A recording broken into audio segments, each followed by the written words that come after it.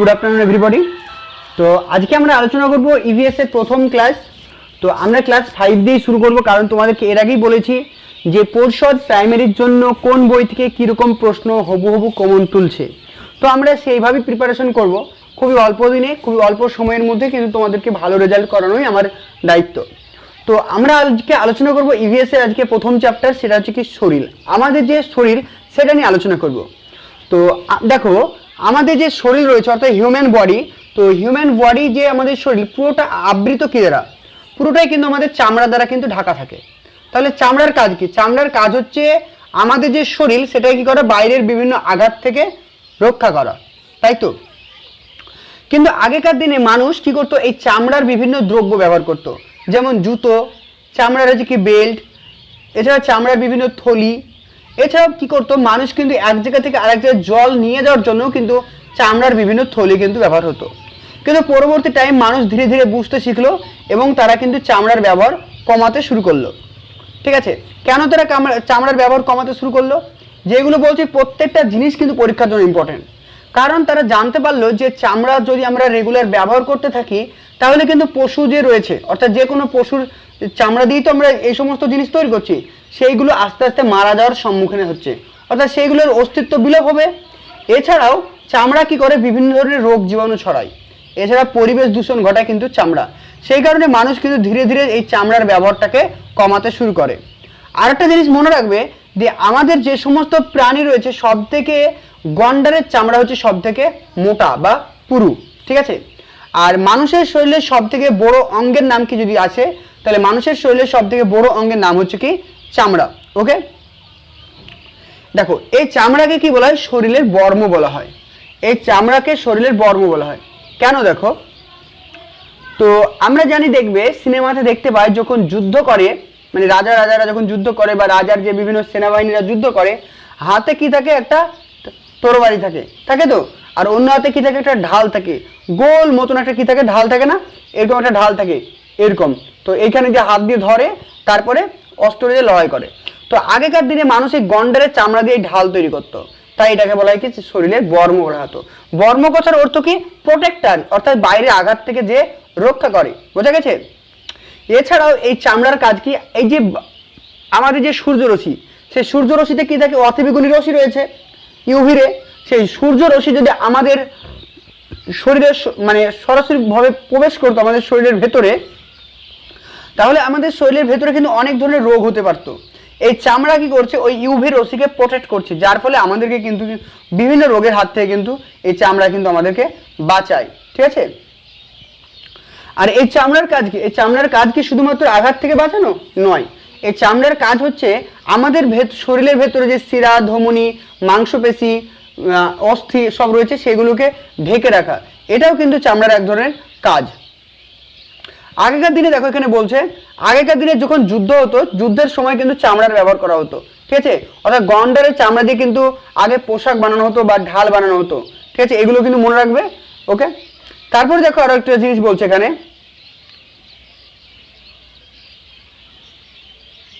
তারপরে দেখো আমরা এবার দেখবো আমাদের যে শরীরে মানে পুরো শরীরে কি থাকে, চামড়া থাকে। কিন্তু দেখো প্রতিটি জায়গায় যে চামড়া থাকে তার চামড়ার যে ঘনত্ব বা পুরুত্ব সেটা কিন্তু এক নয়। কোনো কোনো জায়গায় চামড়া দেবে খুবই পাতলা, একটু আঘাত লাগলে কেটে যায়, রক্ত বের হয়। আবার কোনো কোনো জায়গায় দেখবে চামড়া দিয়ে অতি সহজে রক্ত বের হয় না। তো আমরা দেখবো যে আমাদের শরীরে কোথায় কোথায় চামড়াটা বেশি দেখো মানে শক্ত হয়। তো তোমাদের হাত দেখো, হাতের যে দিক দিয়ে তুমি ভাত খাও বা যে দিক দিয়ে তুমি কাজ করো, অর্থাৎ যেদিকে কাজ বেশি করে আমরা বেশি ঘষাঘষি হয়, ঘর্ষণ হয়, সেই দিকে অবভিয়াসলি চামড়াটা মোটা হবে। তাই হাতের তালু দেখো অনেক বেশি কিন্তু মোটা চামড়া। কিন্তু হাতের উল্টো দিকে অর্থাৎ ওপর দিকে দেখো, সেদিকে চামড়া কিন্তু অনেক নরম। এছাড়াও দেখো আমাদের পায়ের তলা, যে পায়ের তলাতে কিন্তু চামড়া কিন্তু অনেক বেশি মোটা। কেন? কারণ ওখানে বেশি পরিমাণে কাজ হয়, ঘষাঘষি হয়, প্রচুর পরিমাণে চাপ পড়ে, সেই জন্য কিন্তু আমাদের চামড়া মোটা। এছাড়াও দেখো তোমার যে পায়ের গোড়ালি রয়েছে, পায়ের যে গোড়ালি রয়েছে, গোড়ালিটা দেখো অনেক বেশি শক্ত। কারণটা কি, এখানে আমাদের যে পুরো শরীর, আমাদের শরীরের পুরো ওজনটা কিন্তু সেই গোড়ালির ওপরে পড়ছে, যার কারণে কিন্তু পায়ের চামড়া কিন্তু সেখানেও অনেক বেশি মোটা হয়। তো পরীক্ষায় এগুলো কি ধরনের প্রশ্ন আসবে তা ভাবছো তো? পরীক্ষার প্রশ্ন আসবে আমাদের শরীরে কোথায় কোথায় চামড়া মোটা দেখা যায়, তারপরে 3-4টে অপশন তো থাকবে, বোঝা গেছে। তো তখন কিন্তু তোমাদের যদি না পড়ে থাকো ভুল হয়ে যাবে। তো সেই জন্যই বলছি এগুলো একটু মন দিয়ে শোনো, আর একবার পারলে তোমরা বইটা একবার পড়ে নিও, কারণ আমি যেগুলো বলছি সেই লাইনগুলো পড়বে আর সেগুলো মনে রাখবে। তারপরে দেখো এখানে বলছে যদি কোনো মানুষ হঠাৎ কোনোভাবে পড়ে গেল তাহলে তার কি করা দরকার।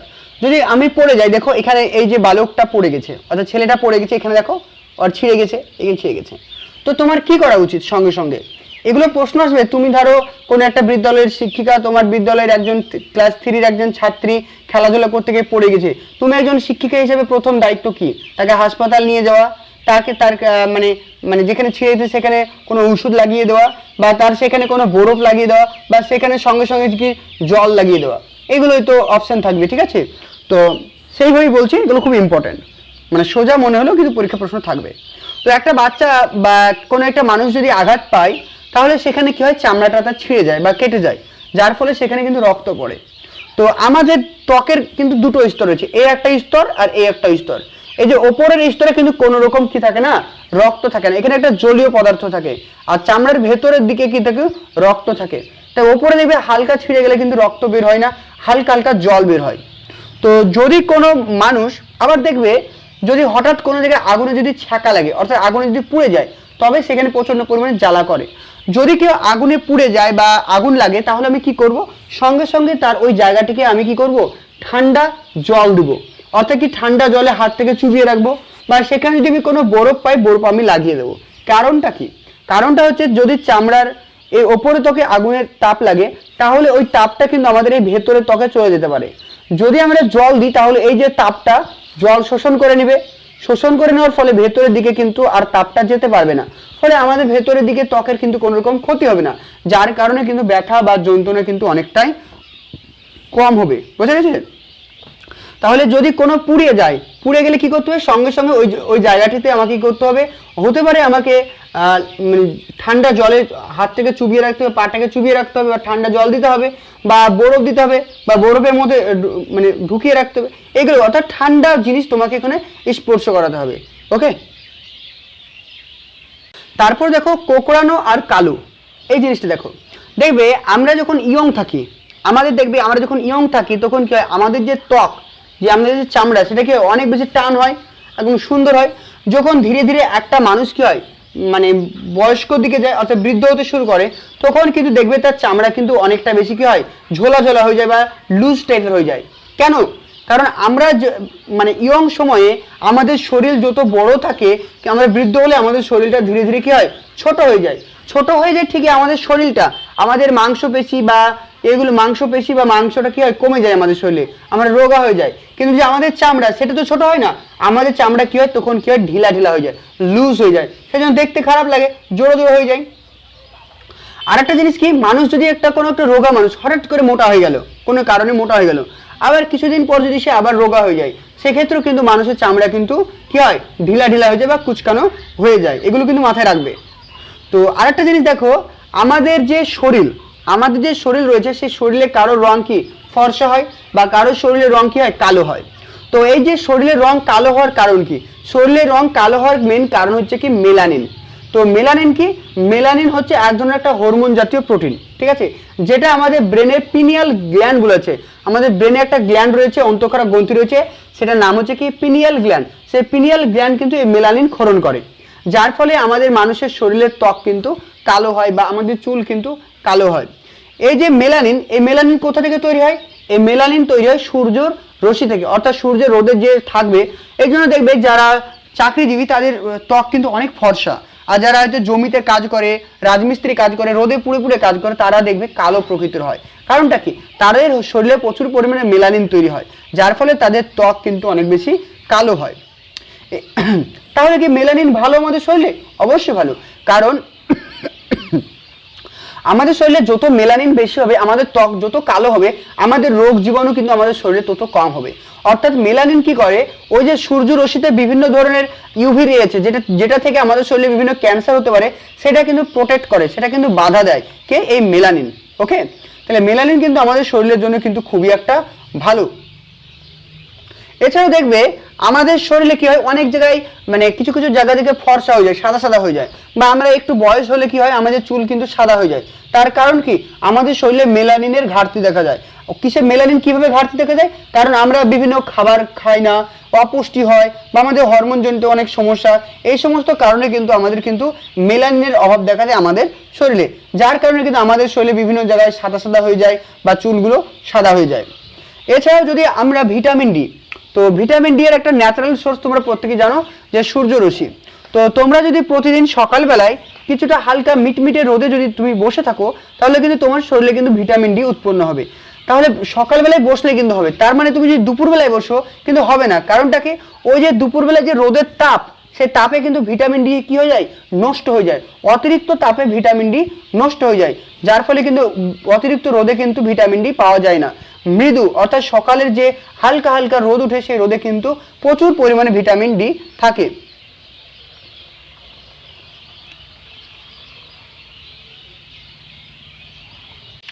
তো এখনো বা আমাদের আগের দিনেও কিন্তু মানুষের মধ্যে ফর্সা বা কালোর মধ্যে একটা ভেদাভেদ ছিল। মানে মানে ফর্সা মানুষরা কালো মানুষদেরকে পছন্দ করতো না, এটা কিন্তু দীর্ঘদিন ধরে হয়ে আসছে। তো এখনো অনেক মানুষই ফর্সা মানুষকে বেশি পছন্দ করে। তো দেখো এখানে কিন্তু আগেকার দিনে মানুষ কি করতো? মানুষ কিন্তু জাতপাত বিচার করতো গায়ের রং দেখে। তখন কি করতো? বিভিন্ন মনীষী, যেমন হচ্ছে নেলসন ম্যান্ডেলা, এই নামগুলো মনে রাখবে কিন্তু পরীক্ষায় আসবে। Nelson Mandela, Mahatma Gandhi, Martin Luther, এরা কি করলো? এই যে কালো মানুষ এবং ফর্সা মানুষের মধ্যে যে বিভেদ, যে পার্থক্য, সেটা দূর করার জন্য তারা আবরণ চেষ্টা করতে শুরু করলো, এবং তারা বিভিন্ন সংগ্রামের মাধ্যমে কিন্তু এই কালো এবং ফর্সার মধ্যে বিভিন্ন বিবাদ তুলতে তিনি সক্ষম হয়েছেন। তাহলে কারা কারা এই আন্দোলনের সঙ্গে যুক্ত ছিল, যে কালো এবং ফর্সা মানুষের আন্দোলনে? তার নামগুলো মনে রাখবে: নেলসন ম্যান্ডেলা, মহাত্মা গান্ধী এবং মার্টিন লুথার। তারপর দেখো চুলের সাত কাহন, এখান থেকে আমরা কি কি জানবো? দেখো, তো আমাদের এই বিশ্বে, আমাদের পৃথিবীতে কিন্তু বিভিন্ন ধরনের প্রাণী রয়েছে, অর্থাৎ মানুষ রয়েছে, বিভিন্ন জীবজন্তু রয়েছে, বিভিন্ন পক্ষী পাখি রয়েছে, মাছ রয়েছে, প্রত্যেকটি। তো প্রত্যেকের শরীরে কি চুল থাকে বা লোম থাকে? থাকে না। এক একটা প্রাণী বা এক একটা জীবের কিন্তু এক এক রকমের বৈশিষ্ট্য রয়েছে। যেমন মানুষের শরীরে কি থাকে? লোম থাকে। মানুষের শরীরে কি থাকে? লোম থাকে। মাথায় কিন্তু চুল থাকে, ঠিক আছে? এছাড়াও দেখো আর কি কি থাকে? পাখির কি থাকে? পাখির কিন্তু পুরো শরীরে কি থাকে? পালক থাকে। পাখির শরীরে পালক থাকে। আর মাছের কি থাকে? আঁশ থাকে। সাপেরও তাই, সাপের কি থাকে? আঁশ থাকে। ব্যাঙের কি থাকে? আঁশ থাকে। পালক বা লোম কিছুই নেই। বোঝা গেল? তাহলে এখানে কি কি জানলাম আমরা? যে মানুষের শরীরে কি থাকে? লোম থাকে।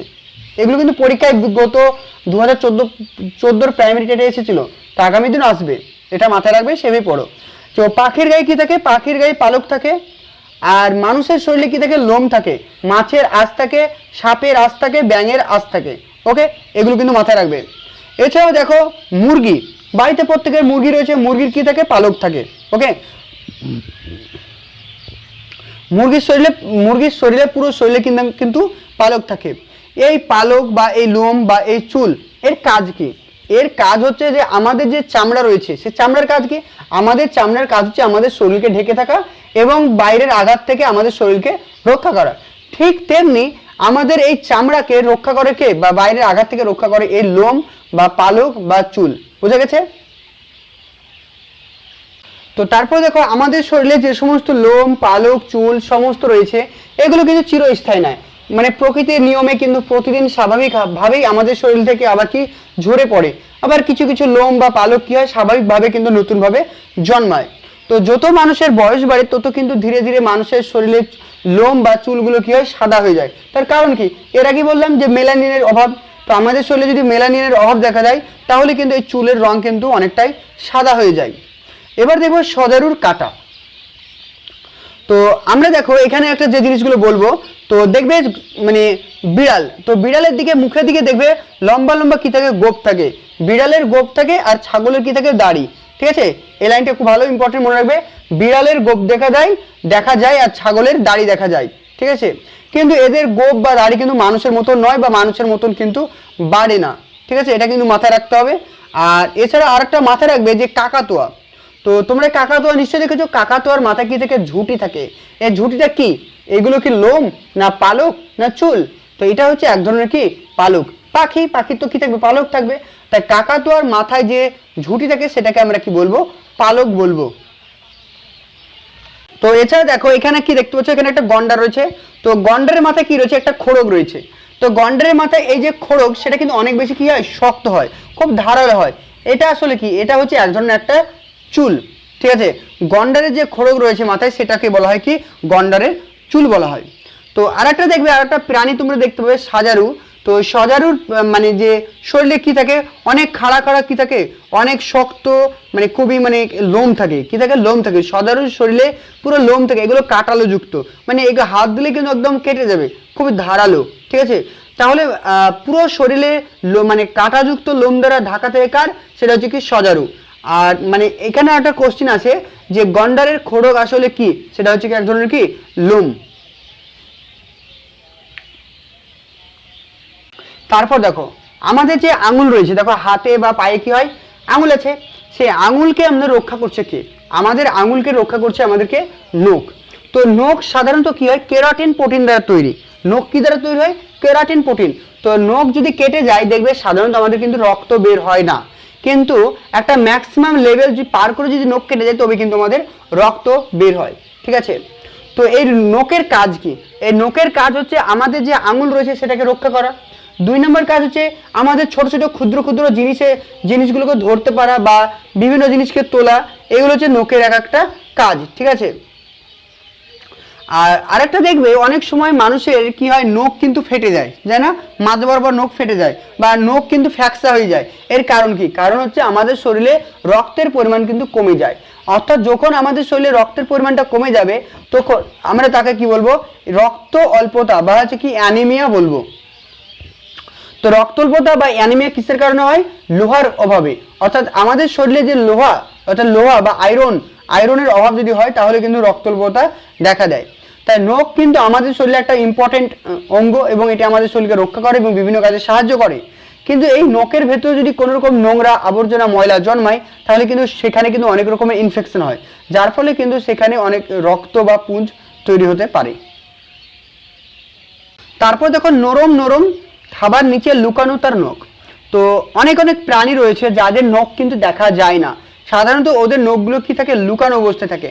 যেমন দেখতে পাবে বিড়াল, তো বিড়ালে কিন্তু খুবই ধারালো ধারালো নখ থাকে, কিন্তু এদের নখগুলো কি হয়, দেখা যায় না, এদের নখগুলো কিন্তু লুকানো থাকে, ঠিক আছে।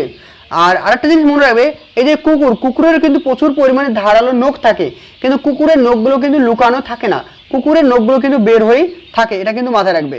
আর সব থেকে বেশি ধারালো নখ দেখা যায় কাদের, পাখির কিন্তু সব থেকে বেশি ধারালো নখ দেখা যায়। তাহলে কোন কোন পাখির ধারালো নখ দেখা যায়, যে সমস্ত পাখি শিকারী পাখি, যেমন হচ্ছে কি পেঁচা, ঈগল, এই সমস্তগুলো কি শিকারী পাখি, এদের কিন্তু খুবই ধারালো হুকের মতো কিন্তু দেখা যায়, ঠিক আছে, নখ। আর গরু, ছাগল বা ঘোড়া, এদের কিন্তু নখ রয়েছে যেগুলোকে আমরা খুর বলি, এগুলো কি একটা ভোঁতা টাইপের হয়। কেন, কারণ এগুলোর কাজ হচ্ছে যে ছাগল বা গরু এদের পাকে প্রোটেক্ট করা, মানে বাইরে আঘাত থেকে কিন্তু প্রোটেক্ট করা। অর্থাৎ কোনো একটা পাথরে পা দিলে কি হবে, তার পাটা কেটে যেতে পারে, সেই জন্য এই নখ কি করে, সেই তার পাটাকে বাঁচায়। তাহলে বোঝা গেল কাদের কাদের ধারালো নখ দেখা যায়, ধারালো নখ দেখা যায় পেঁচা, ঈগল, শিকারী যে সমস্ত পাখি রয়েছে এদের। আর বাঘ, কি বলছে, হাতি, সরি, গরু, ছাগল, ভেড়া, এদের নখগুলো কি খুরে পরিণত হয়ে গেছে। কিন্তু পাখিদের দেখবে, পাখি বা অন্যান্য প্রাণীরা কিন্তু নখ তো কাটে না, কিন্তু এদের নখ বাড়ে না। তার কারণ কি, কারণ এরা হচ্ছে অনেক সময় কি করে, তাদের হাত পাকে মাটির সঙ্গে বা বিভিন্ন কিছুর সঙ্গে ঘষায়, যার ফলে নখ কিন্তু বাড়তে পারে না। তো নখ কিন্তু খুবই ইম্পর্টেন্ট, এটা আমাদের মানুষের শরীর বা অন্যান্য প্রাণীর শরীরকে রক্ষা করে। তাই নখের কিন্তু যত্ন নিতে হবে এবং ত্বকের যত্ন নিতে হবে এবং চুলের যত্ন নিতে হবে। যদি আমরা নখের যত্ন না নিই তাহলে নখের নিচে কীভাবে অনেক রকম ইনফেকশন হবে এবং সেখানে ঘা হবে, যার ফলে আমাদের কি দেখি নখকুনি হতে পারে। খুব ইম্পর্টেন্ট, নখকুনি হবে। এছাড়াও আমাদের চামড়ায় কি হতে পারে, দাগ, হ্যাজা, চুলকানি হতে পারে। এছাড়াও চুলের যত্ন না নিলে কি হবে, চুলে খুশকি দেখা দেবে এবং উকুন দেখা দেবে। তো আজকের ভিডিওতে এই পর্যন্ত। নেক্সট ভিডিওতে আমরা ছোট বড় হাড়ের কথা জানবো, আমরা নেক্সট ভিডিওতে হাড়ের কথা জানবো। তো তোমরা এইভাবে এগিয়ে থাকো, পরীক্ষা হতে এখনো দেরি আছে, তো পরীক্ষা হবে, তার আগে তোমাদের সিলেবাস কমপ্লিট হয়ে যাবে। তো ভালো থেকো, সুস্থ থেকো এবং অবশ্যই চ্যানেলটিকে সাবস্ক্রাইব করো। Thank you.